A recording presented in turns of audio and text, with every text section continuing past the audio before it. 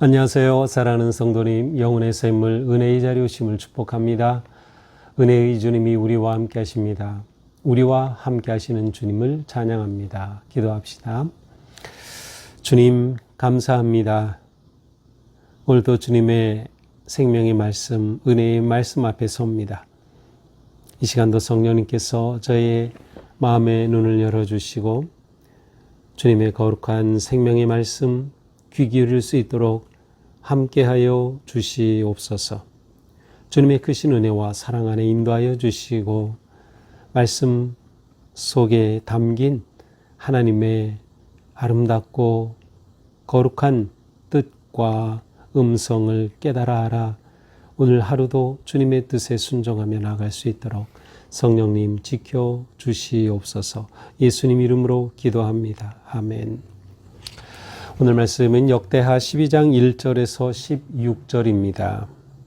르호보암의 나라가 견고하고 세력이 강해지매 그가 여호와의 율법을 버리니 온 이스라엘이 본받은지라.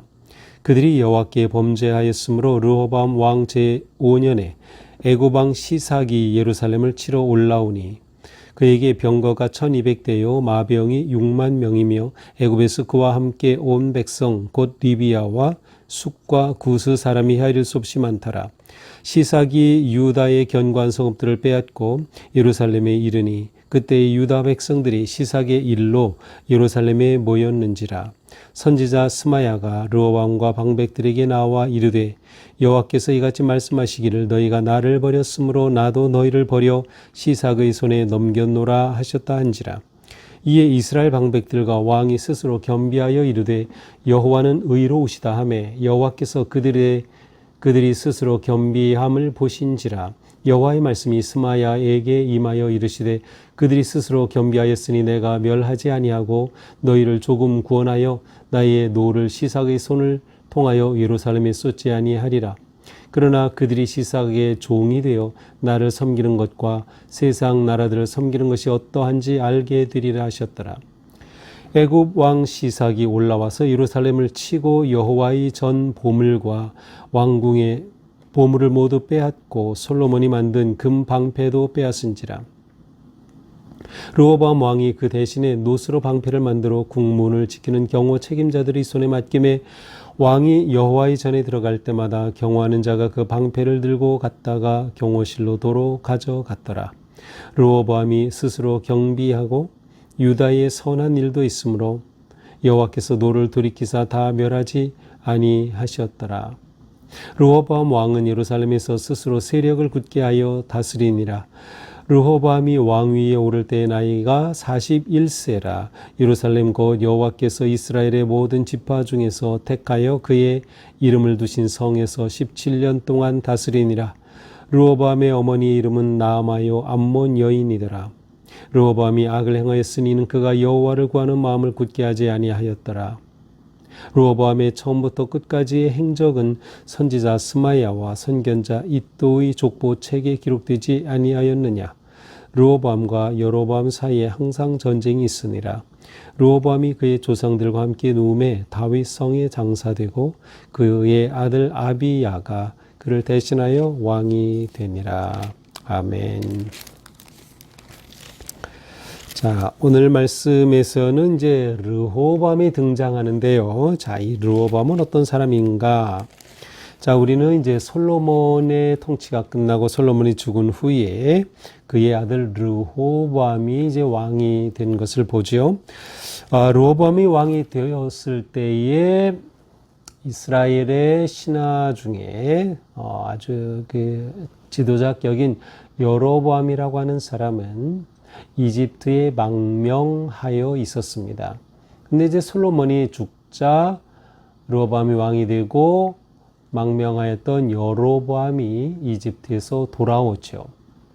자, 르호보암이 새로 왕이 되었을 때에 르호보암을 위해서 이제 그를 돕는 고문이라고 할까요? 아니면 책사라고 할까요? 그렇게 옆에서 이제 조언을 하고 도와주는 그러한 사람들이 있어요. 자, 그런데 이 르호보암에게 이제 그러한 사람들이 먼저 신하들이 와서 말합니다.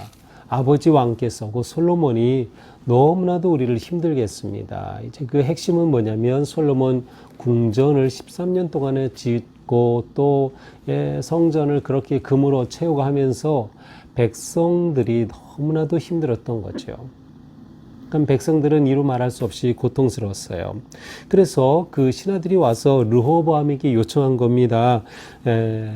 선왕께서 우리에게 이렇게 지웠던 그 고역과 무거운 멍에를 좀 가볍게 해 주십시오. 자, 그런데 이 르호보암이 이러한 요청에 대해서 나이가 많은 원로들에게 물어보니 그렇게 하셔야 됩니다 그랬는데 그게 자기 마음에 안 들어요. 그래가지고 나이가 어린 사람들에게 어떻게 하면 좋을까? 그러니까 이 어린 사람들은 오히려 더 아버지 때보다 더 강하게 나가야 된다라는 거예요. 그러니 르호보암이 원로들의 지혜로운 말을 듣지 않고 이 젊은 사람들의 말을 듣고 더 강하게 나갑니다. 그러면 어떻게 되죠? 국민들이 싫어하는 거죠. 그렇게 돼서 결국 나라가 분열되는 겁니다. 이 솔로몬 쪽으로 오는 사람, 그리고 나머지 반대하는 사람. 자, 그런데 이 당시에 비록 사울과 다윗, 솔로몬을 통해서 통일 왕국을 이루긴 했지만 그럼에도 불구하고 각 지파들을 나름의 독특한 그들의 정체성과 그들의 어떤 관계를 유지하고 있었어요. 따라서 다윗이 유다 지파였죠.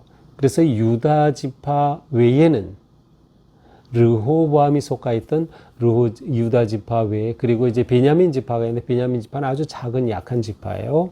그래서 유다와 베냐민 지파 외에 10지파가 그냥 나가버린 겁니다. 그리고 이 나가버린 10지파의 우두머리가 누가 되냐면 이집트의 망명했던 여로보암이 우두머리가 돼요. 그래서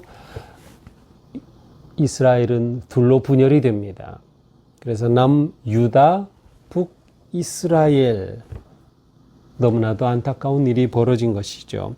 자, 이렇게 이제 남북으로 나뉘는 그러한 상황이 되었어요. 이제 그런 상황에서 르호보암이 사실은 이제 전쟁을 일으켜서 이 북쪽 이스라엘을 이제 쳐서 다시 통합시키려고 하지만 하나님께서 그거 아니다라고 말씀하셔요. 결국 르호보암은 작아진 나라 유다만 다스리게 된 것이죠.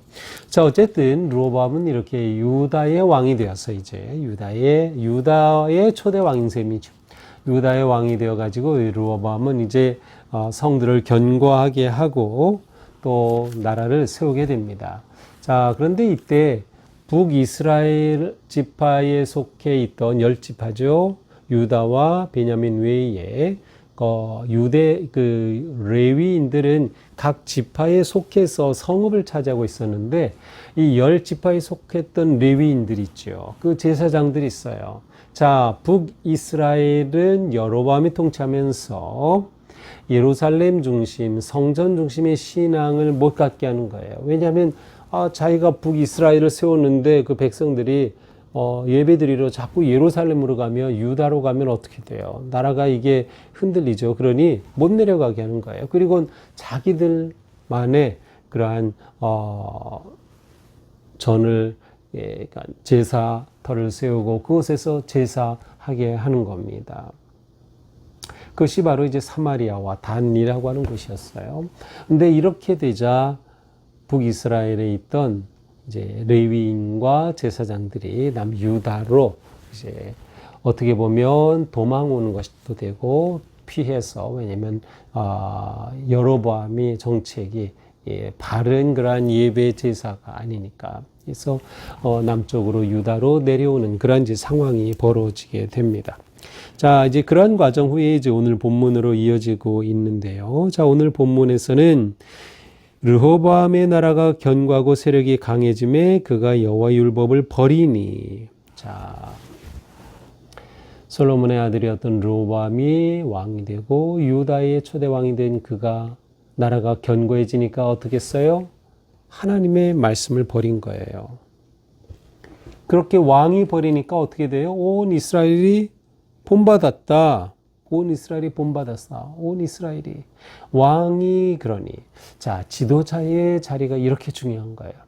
지도자가 어떤 본을 보이느냐, 지도자가 어떤 생각을 가지고 있느냐, 지도자가 어떠한 철학을 가지고 통치하고 어떠한 신앙을 가지느냐가 이렇게 중요하죠. 왕이 무너지니 백성들이 같이 무너지는 것입니다.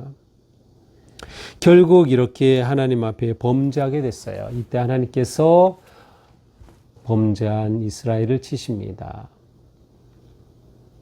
그 방법은 남쪽 이집트의 왕 시삭이 유다를 공격해 온 겁니다. 자, 이 시삭이라고 하는 이 인물은 이집트 왕조의 22왕조를 시작한 사람이에요. 21왕조를 무너뜨리고 시삭이 22왕조의 초대 왕이 된 거죠. 그리고 아까 말씀드렸던 여로보암이라고 하는 이집트로 망명했던 여로보암을 돌봐줬던 사람이 이 시삭이에요. 그러니까 어쩌면 시삭의 입장으로서는 자기가 돌봐줬던 여로보암이 나라가 분열되어 북쪽으로 이스라엘의 지도자가 되었는데 이 유다에 대해서 공격을 하고자 하는 것이죠. 자, 그래서 이 이집트 왕 시삭이 쳐 올라온 것입니다. 이제 역사적으로는 이집트 22왕조의 첫 왕인 이 시삭은 이제 요즘에 쇼셰크라고 하죠. 시삭 혹은 쇼셰크. 바로 이 사람이 쳐들어온 거죠. 그런데 엄청난 병력을 가지고 왔어요. 3절, 병거가 1200, 마병이 6만 명. 그리고 그와 함께 온 모든 군사가 이루 셀 수 없이 많았다. 이들이 쳐들어오면서 유다의 성읍들을 빼앗고 예루살렘까지 진격해 옵니다. 자, 그러자 유다 방백들, 유다의 지도자들이 이 예루살렘에 모이죠. 근데 그 모인 자리에서 스마야라고 하는 선지자가 이렇게 말합니다. 여호와께서 말씀하셨습니다. 뭐라고 하셨어요? 너희가 나를 버렸으므로 나도 너희를 버려 시삭의 손에 넘겼노라. 너희가 나를 버렸으니 나도 너희를 버린 거다. 자, 르호보암이 잘 되고 강성해지자 율법을 버렸죠. 배반했죠. 백성들이 따랐어요. 똑같이. 하나님께서 그래서 심판하신 거다. 그러니까 시삭이 쳐 올라온 것은 단순한 국제적 분쟁이 아니라 하나님께서 시삭을 통하여 이스라엘을 징계하고 벌하시는 것임을 알 수 있습니다. 하나님을 버린 결과 하나님도 그들을 버린 것이죠. 이 말을 듣고 이스라엘의 방백들, 지도자들, 또 왕이 겸비하고 여호와는 의로우시다. 여호와의 말씀 옳습니다. 라고 하면서 회개하는 것이에요. 겸손하게. 그래서 하나님께서 그들이 이렇게 겸비함을 보셨습니다. 그리고 스마야에게 말씀하셔요. 선지자에게. 그들이 스스로 겸비하였으니 내가 멸하지 않고 너희를 조금 구원하여 나의 노를 시삭의 손을 통하여 예루살렘 쏟지 아니하리라. 자, 너희가 이렇게 그래도 깨닫고 돌아왔으니 내가 시삭을 통해서 완전히 멸망시키진 않겠다. 하지만 시삭을 돌려보내게 하시진 않으셔요. 시삭이 그들이 잘못한 것에 대한 하나님의 심판자의 역할을 하는 것이죠. 비록 하나님께서는 그들이 회개할 때 완전히 시삭이 멸망하게 하지는 않으셨지만 그러나 시삭은 들어와서 이제 온갖 만행을 저지릅니다. 그 중에 대표적인 게 뭐예요? 9절이에요. 예루살렘을 치고 예루살렘에 쳐들어와서 어떻게 합니까? 여호와의 성전에 있는 보물, 왕궁의 보물 모두 빼앗아 갔어요. 그리고 우리가 봤었죠. 솔로몬이 금방패를 만들었죠. 이 금방패도 다 가지고 갔어요. 솔로몬이 그렇게 화려하게 또 짓고 그렇게 쌓아놓았던 보물 다 빼앗아 간 거죠. 너무나도 허망한 일이죠. 결국 금으로 만들었던 방패 다 빼앗기고 노스로 방패를 만들었다. 그게 이제 9절 10절이에요.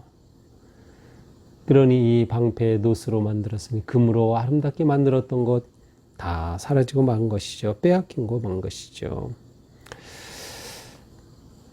르호보암은 어쨌든 이렇게 겸비하여 회개하였지만 그가 율법을 지키지 않고 하나님을 버린 그러한 톡톡한 하나님의 심판을 받은 것입니다. 결국 하나님께서는 다 멸하진 않으셨으나 그들을 심판하셨어요. 자, 이제 13절부터는 르호보암의 죽음입니다. 르호보암이 왕위에 오를 때 41세였고요. 그리고 17년 동안 다스렸어요. 그러니까 58세에 죽었죠. 14절입니다. 르호보암에 대한 평가입니다. 르호보암이 악을 행하였으니 이는 그가 여호와를 구하는 마음을 굳게 하지 아니하였더라. 여호와를 구하는 마음을 지키지 않았어요. 결국 르호보암에 대한 평가는 악한 왕입니다. 르호보암은 악한 왕이었습니다. 하나님의 마음을 구하지 않은 것이죠. 자, 여기서 하나님의 마음을 구한다라고 할 때 떠오르는 어떤 그 장면이 있나요? 그렇죠. 솔로몬이 하나님께 지혜를 구했다. 그 지혜가 뭐라고 했어요? 듣는 마음, 하나님의 마음을 깨달을 수 있는 그 듣는 마음. 르호보암에겐 이것이 전혀 없었던 것이죠. 자, 이렇게 르호보암은 죽어서 다윗성에 장사되었습니다. 그리고 이제 그의 아들 아비야가 유다의 2대 왕이 되죠. 자, 이것은 이제 내일 보게 될 것입니다. 자, 오늘 말씀 보면서 우리는 여호와를 구하지 않은 결과가 아주 혹독했음을 볼 수 있어요. 여호와를 구하지 않은 결과.